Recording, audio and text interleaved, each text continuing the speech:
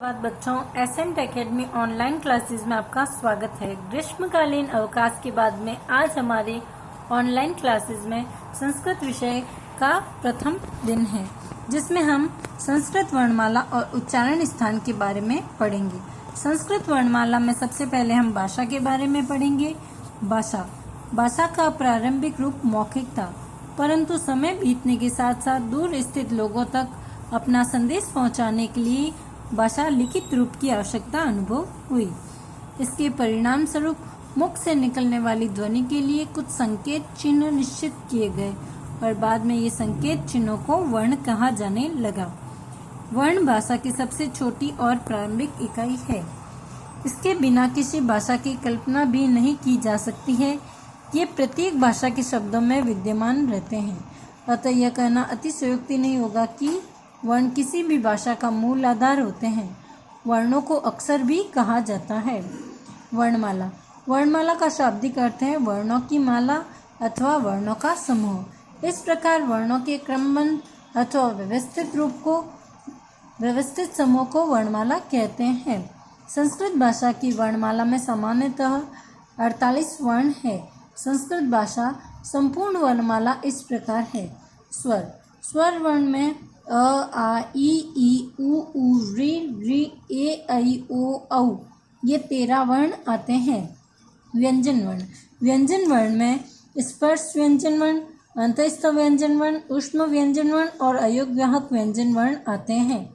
सबसे पहले स्पर्श व्यंजन वर्ण में 25 वर्ण आते हैं, जिसके अंतर्गत क, ख, ग, ग, ड़, च, छ, ज, ण, ट, ठ, ड, ढ, त, थ, द, ध, न, प, फ, ब, भ, म ये वर्ण आते हैं। ये वर्ण स्पर्श व्यंजन के अंतर्गत आते हैं। अंतस्थ वर्ण में य, र, ल, व वर्ण आते हैं। ऊष्म व्यंजन वर्ण में स, स, ह वर्ण आते हैं। अयोगवाहक वर्ण में अंग, अह ये 2 वर्ण आते हैं।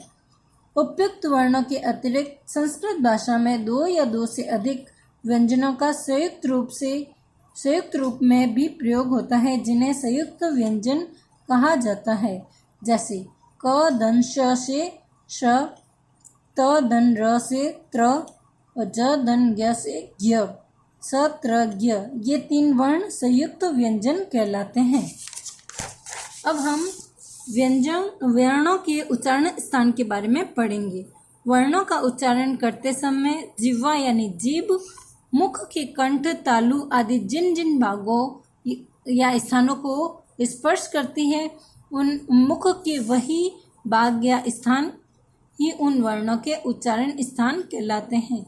मतलब जिह्वा यानी जीभ मुख के जिन जिन भागों या स्थानों को स्पर्श करती है, उनसे वे वर्ण उच्चारण स्थान कहलाते हैं।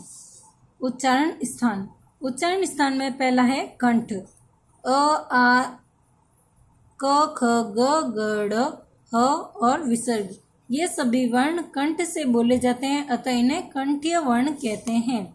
तालु ई, च, छ, ज, ण, य और श ये सभी तालु से बोले जाते हैं, अतः इन्हें तालव्य वर्ण कहते हैं। मूर्धा रि और री, ट, ठ, ड, ढ, ण, र और श ये सभी वर्ण मूर्धा से बोले जाते हैं, अतः इन्हें मूर्धन्य वर्ण कहते हैं।